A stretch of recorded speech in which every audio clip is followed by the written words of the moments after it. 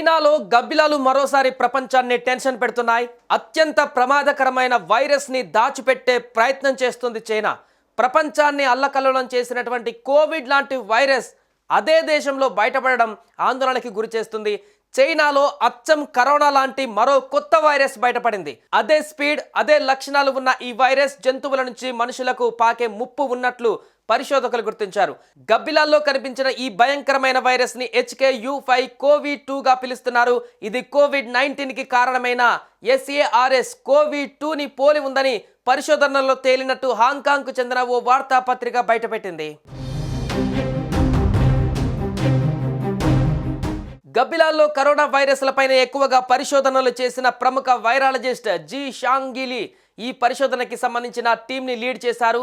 గాంగ్షో laboratory, Guangzhou academy of sciences, Wuhan యూనివర్సిటీతో పాటు Wuhan institute of వైరాలజీకి చెందిన సైంటిస్టులు కూడా ఇందులో పాల్గొన్నారు. అయితే ఈ వైరస్ మెర్బోకో వైరస్ తో పాటు ప్రాణాంతక MERS CoV middle east respiratory syndrome sub variant కు చెందినట్లుగా పరిశోధనలలో తేలింది.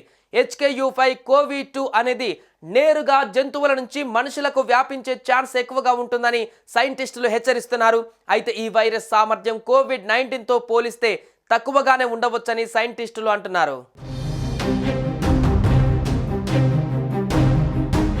వైరస్లకి పుట్టినిల్లుగా మారుతుంది చైనా. చైనాలో ఉద్భవించిన కరోనా వైరస్ ప్రపంచవ్యాప్తంగా లక్షలాది మంది ప్రాణాలను బలిగొంది. కరోనా వైరస్ బారిన పడి కోలుకున్న వారిలో పలువురు ఇప్పుడు ఆరోగ్య సమస్యలు ఎదుర్కొంటున్నారు.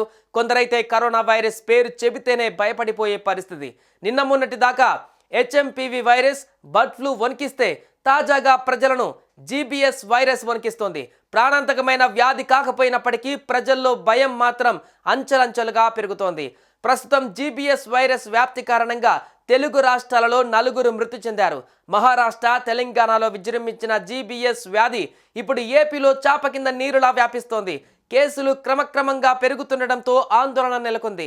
మరోవైపు ప్రభుత్వం కూడా గట్టి చర్యలు చేపట్టింది. ఇప్పటి వరకు 3 మరణాలు నమోదయ్యాయి. GBS వ్యాధి ఒక అరుదైన నరాల వ్యాధిగా డాక్టర్లు చెబుతున్నారు.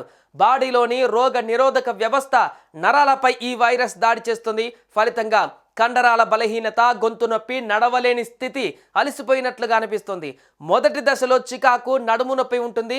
పెరాలసిస్ మాదిరి పాదాలు, చేతులు, ముఖం నిశ్చేష్టంగా ఉంటుంది.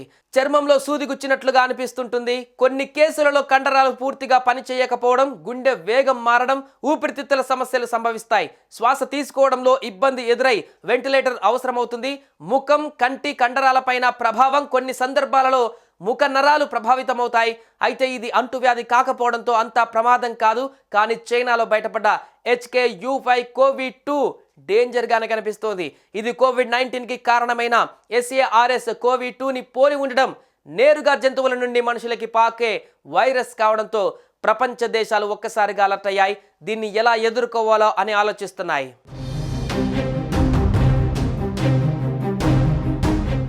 సుమన్ టీవీలో మీ పర్సనల్ అండ్ బిజినెస్ ప్రమోషన్స్ కోసం కింది నెంబర్కి కాంటాక్ట్ చేయండి.